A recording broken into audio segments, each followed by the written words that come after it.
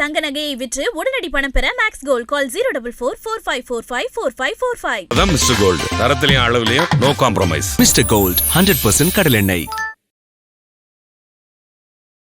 IBC Tamil நேயர்களுக்கு வணக்கம். இன்றைய சிறப்பு நேர்காணலில் நம்மோடு இணைந்திருக்கிறார் அரசியல் விமர்சகர் சுமந்த் சி ராமன் அவர்கள். வணக்கம். வணக்கம் சார். தாவேகாவினுடைய ஆர்ப்பாட்டத்தில் ஆதவ் அர்ஜுனா ரஜினி குறித்து பேசினது மிகப்பெரிய அளவில் சர்ச்சையாக மாறி இருந்தது.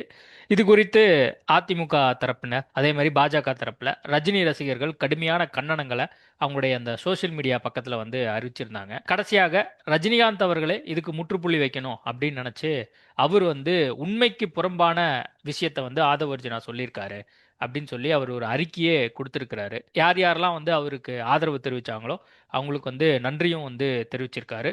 காலம் பேசாது, ஆனால் காத்திருந்து பதில் சொல்லும் அப்படின்னு சொல்லி ரஜினிகாந்த் அவர்கள் அவருடைய ஸ்டேட்மெண்ட்டை சொல்லியிருக்காரு. நீங்கள் எப்படி பார்க்குறீங்க? ஆதவ் அர்ஜுனா அப்படி என்ன தப்பாக பேசிட்டார் அப்படிங்கிறதையும் ஒரு பக்கம் தாவகவினர் சொல்லிட்டு இருக்காங்க. இன்னொரு பக்கம் ரஜினிக்கு ஆதரவாகவும் பல்வேறு குரல்கள் வந்துட்டு இருக்கு. முதல்ல ஆதவ் அர்ஜுனா இதை தவிர்த்து இருக்கலாம். ஏன்னா அது அவுட் ஆஃப் த வே போய் அவர் ரஜினி அவருடைய பேரை கொண்டு இந்த மாதிரி அவர் திமுகவுக்கு பயந்துதான் கிட்டத்தட்ட அவர் அரசியல் பயணத்தை தொடங்கல அப்படிங்கிற ரீதியாக அவர் கூறிய கருத்து தவிர்த்து இருக்கலாம். பர்டிகுலரா தேர்தல் வந்துகிட்டு இருக்கு, ரஜினிக்கு இன்னும் லட்சக்கணக்கான ரசிகர்கள் இருக்கிறார்கள். அந்த மாதிரி ஒரு சூழல்ல இந்த பேச்சை தவிர்த்திருக்கலாம். ஆனால் எனக்கு இது ரொம்ப புரியாத இது, ரஜினி அவர்களை இதை விட கடுமையா எவ்வளவு பேர் விமர்சனம் செய்திருக்கிறார்கள். இன்னைக்கு அதுக்கப்புறம் அந்த திரு சீமான் அவர்கள் விமர்சனங்கள் எல்லாம் கடுமையாகவே இருந்திருக்கிறது. இப்ப அதுக்கெல்லாம் பதில் போடாத ரஜினிகாந்த் தேர்தலுக்கு ஒரு மாதத்திற்கு முன்பு ஏன் ஆதவ் அர்ஜுனா ஒரு பெரிய ஒரு மாபெரும் இப்ப விஜய் சொல்லியிருந்தாருன்னு வச்சுங்க, நான் ரஜினி அவர்கள் பதில் போடுறதுல I can see some logic. ரஜினியை பொறுத்த வரைக்கும் ஆதவ் அர்ஜுனா என்பவர் யார்? எதற்காக அவருக்கு பதில் போட வேண்டும்? பலர் ஆதரவு தெரிவிச்சிருக்கிறாங்க இல்லையா? ஆதரவு தெரிவிச்சிருக்கிறாங்கன்னா இன்னும் அதை விட்டு இருந்தீங்கன்னா அடுத்த ஸ்டோரி வந்திருக்கும், மூவ் ஆன் ஆயிருக்கும், இதை பற்றி யாரும் பேசி இருக்கவே மாட்டாங்க. ஆனால் இவர் எதற்காக இந்த எனக்கு திரு ஆதவ் அர்ஜுனா சொன்னது ஒரு பக்கம் இருக்கட்டும், எனக்கு இதுதான் எனக்கு புரியாத புதிரா இருக்கு. இடிக்குதா உங்களுக்கு? எதற்காக? ஏதோ ஒரு காரணத்துக்காகத்தான் அவர் இதை போட்டிருக்கிறார். ஒருவேளை விஜயே பிடிக்கலையோ ரஜினிக்கு? ஏன்னா அவருடைய சில கிளிப்பிங்ஸ் எல்லாம் நம்மளால பார்க்க முடிஞ்சது. விஜய் அவர்கள் அவருடைய மேடையில வருவாரா மாட்டாரா அப்படிங்கறதெல்லாம் சொல்லிட்டு இருந்தாங்க. கடைசியா நான் வந்துட்டேன் அப்படிங்கறத குறிப்பிட்டு விஜய் அவர்கள் அவருடைய மாநாட்டில் பேசின வீடியோ இருக்கு. விஜய் அவர்கள் வாலண்டியரா மறைமுகமா ரஜினியை தான் விமர்சிச்சார் அப்படிங்கிறது அந்த காலகட்டத்திலேயே ரஜினி ரசிகர்களால் விமர்சிக்கப்பட்டது. அப்போ விஜய் அவர்கள் ரஜினி குறித்து மேடைகள்ல பேசின விஷயம் ஒரு தொடர்ச்சியாக ஆதவ் அர்ஜுனா இதை பேசியிருக்காரு. அதுக்கு நம்ம ஒட்டுமொத்தமா இதை ஒரு பதிலடியா கொடுக்கணும் அப்படிங்கறதுக்காக ஒட்டுமொத்தமா தேர்தல் நேரம் அப்படிங்கறதுனால ரஜினி அவர்கள் இந்த மெசேஜை கொடுத்திருக்காரா? பதிலடி கொடுக்க வேண்டும் என்றால் நேரடியாக கொடுத்திருக்கலாமே. ரஜினி இருக்கும் உயரம் என்ன? அவர் இதுக்கு ஒரு ரெஸ்பான்ஸ் கொடுத்து அதற்கு ஒரு முக்கியத்துவம் கொடுத்து எனக்கு அதுதான் எனக்கு இல்ல ஏதோ ஒரு அழுத்தத்தின் பேர்ல தான் இந்த கடிதமே வெளியிட்டு இருக்கிறாரோ அப்படிங்கிறது தோணுது. யாரோ நிச்சயமாக இவரை விமர்சனம் செய்யும் போது எல்லாம் இந்த மாதிரி முன்னாடி அறிக்கை விட்டுருக்காதா? மீடியால கூட எல்லா கட்சிகளிலிருந்தும் ஒரு காலகட்டத்தில் இவர் அரசியலுக்கு வருவாருங்கிற இதுல இருந்தது. பாஜக தவிர கிட்டத்தட்ட அனைத்து கட்சிகளிலிருந்தும் விமர்சனத்தை சந்திச்சிருக்கிறார். அண்ட் சிலரிடம் கடும் விமர்சனத்தையும் சந்திச்சிருக்காரு. ஒவ்வொரு வாட்டியும் அவர் இந்த மாதிரி அறிக்கை விடலையே. அதான் ரஜினி அவர்கள் அரசியலுக்கு வரும்போது திருமாவளவனா இருக்கட்டும், சீமானா இருக்கட்டும், அல்லது திமுக கூட்டணி கட்சியில இருந்தவங்களா இருக்கட்டும், எல்லாரும் பிஜேபி தான் இவரை இயக்க பாக்குது, பிஜேபி பிடியில இவர் சிக்க போறாரு அப்படின்னு சொல்லும் போதெல்லாம் ஒரு அறிக்கை விடாத ஒரு தெளிவான ஒரு கருத்தை அந்த காலகட்டத்தில் வைக்காத ரஜினிகாந்த் இந்த நேரத்தில் கொடுக்கிறார் அப்படிங்கிற ஒரு பார்வை இந்த இடத்துல இருக்கு. ஆனா அவர் என்ன சொல்றாருன்னா, வள்ளுவருக்கு காவி சாயம் பூசுற மாதிரி எனக்கும் காவி சாயம் பூச முடியாது அப்படிங்கறதையும் சொல்லியிருக்கார். இதை எப்படி நீங்க டீகோட் பண்றீங்க? இது நிச்சயமா விஜய் உடைய அரசியல் பயணத்திற்கு ஒரு பாதிப்பு ஏற்படும் அப்படின்னு தெரிஞ்சுதான் இது வந்திருக்கும்.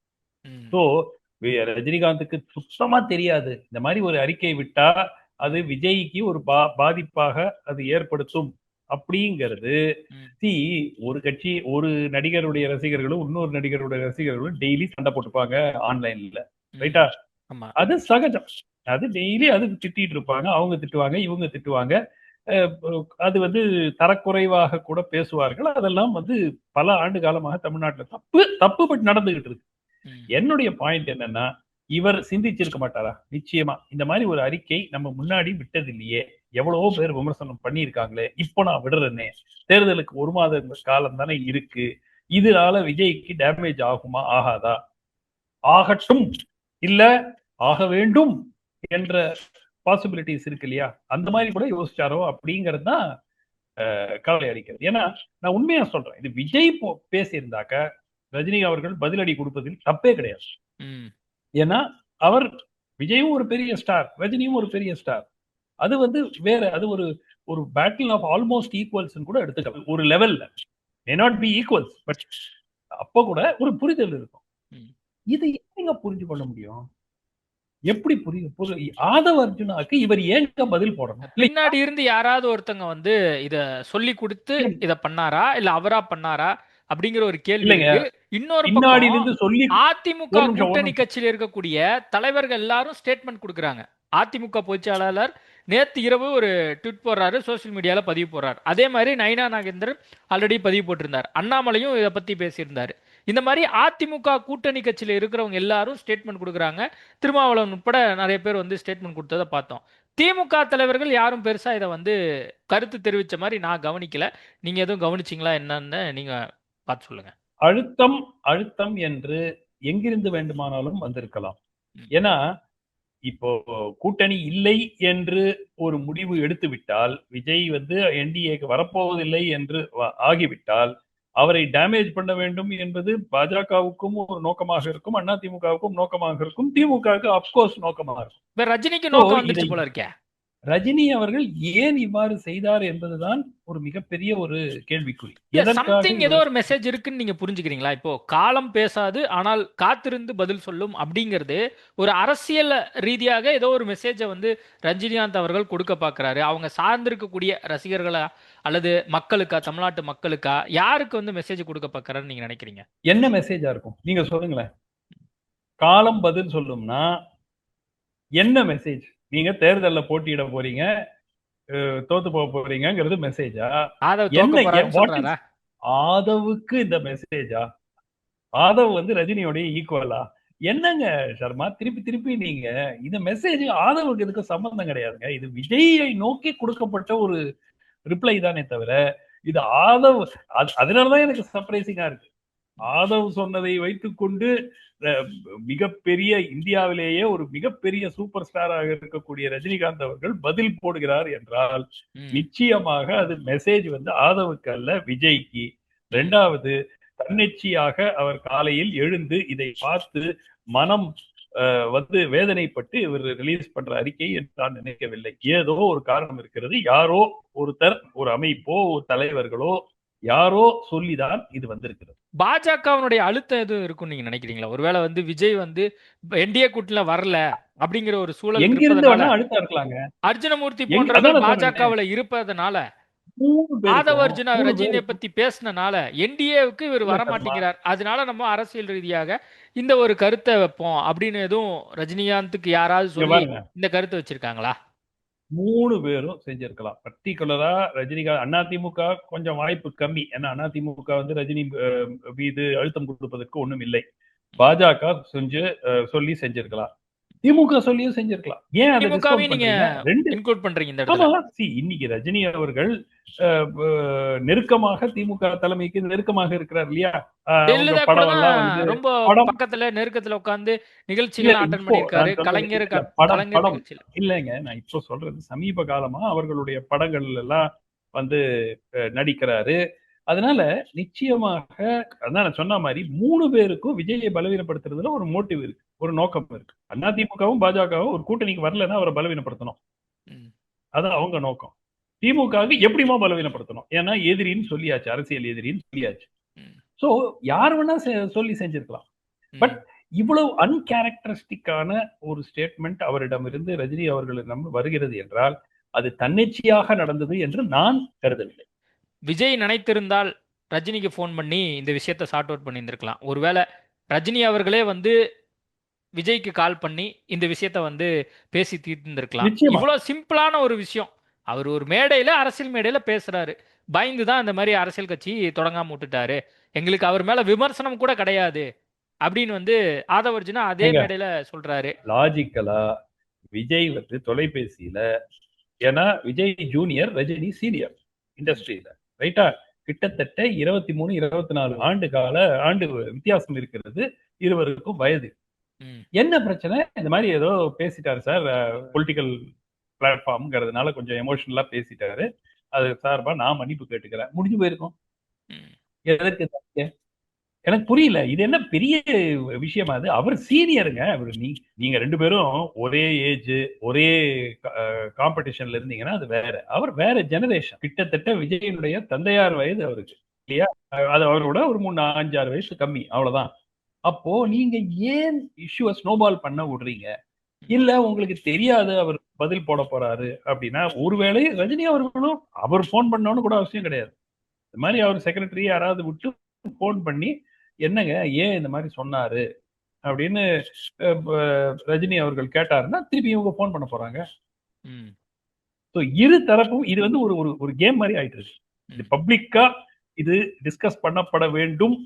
இதனால் விஜயுடைய இமேஜுக்கு ஒரு பாதிப்பு ஏற்பட வர வேண்டும் என்ற நோக்கத்தோடு செய்யப்பட்ட ஒரு புல் விஷயமா தான் நான் பாக்குறேன். அப்ப விஜய்க்கு தான் இந்த நிகழ்வு மூலியமா பாதிப்பு ஏற்படுத்திருக்கு.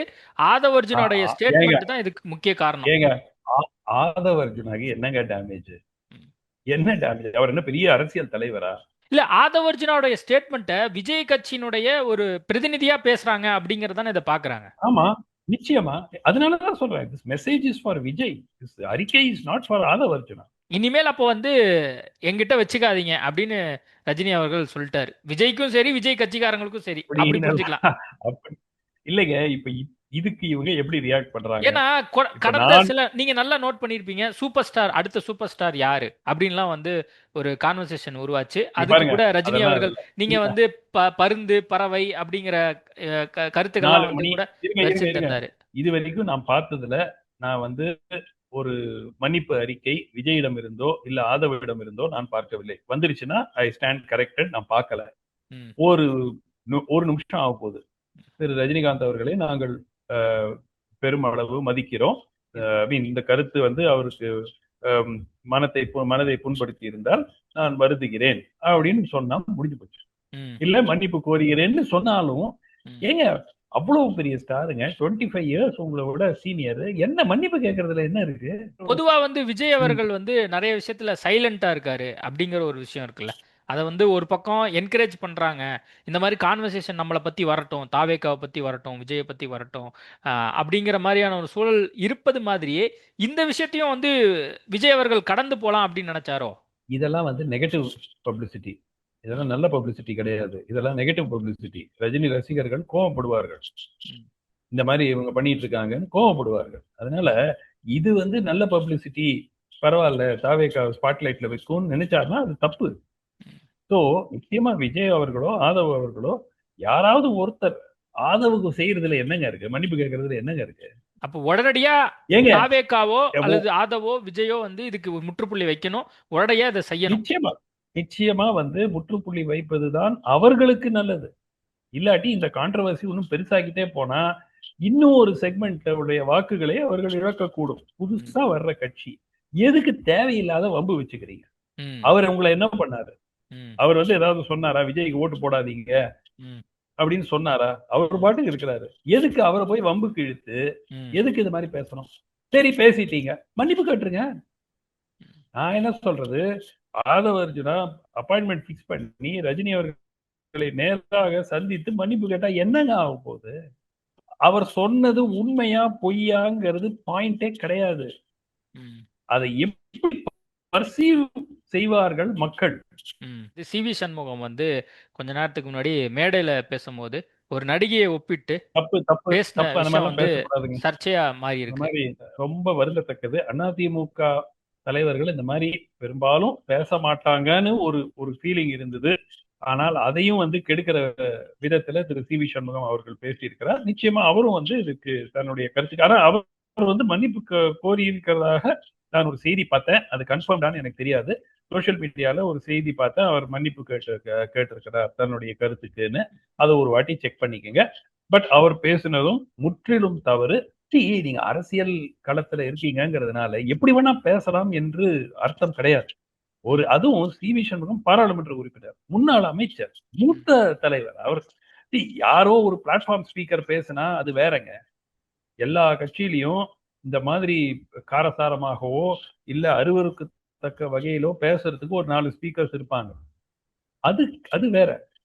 நீங்க யாரு? நீங்க ஒரு ஃபார்மர் மினிஸ்டர், இன்னைக்கு மெம்பர் ஆஃப் பார்லிமெண்ட். நீங்க போய் இந்த மாதிரி பேசலாமா? ஏடிஎம்கேல டாப் 5 லீடர்ஸ்ல ஒருத்தர் லீடரா இருக்கீங்க. நீங்க போய் ஏன் இந்த மாதிரி பேச? நிச்சயமா அவர் முழு கண்டனத்துக்குரியது. அவர் மன்னிப்பு கோரி இருக்கிறதாக நான் செய்தி பார்த்தேன். கோரவில்லை என்றால் நிச்சயமாக கூற வேண்டும். ஓகே சார், நிறைய விஷயங்கள் கொடுத்து பேசியிருக்கோம். நேர்காணல் கொடுத்ததுக்கு மிக்க நன்றி.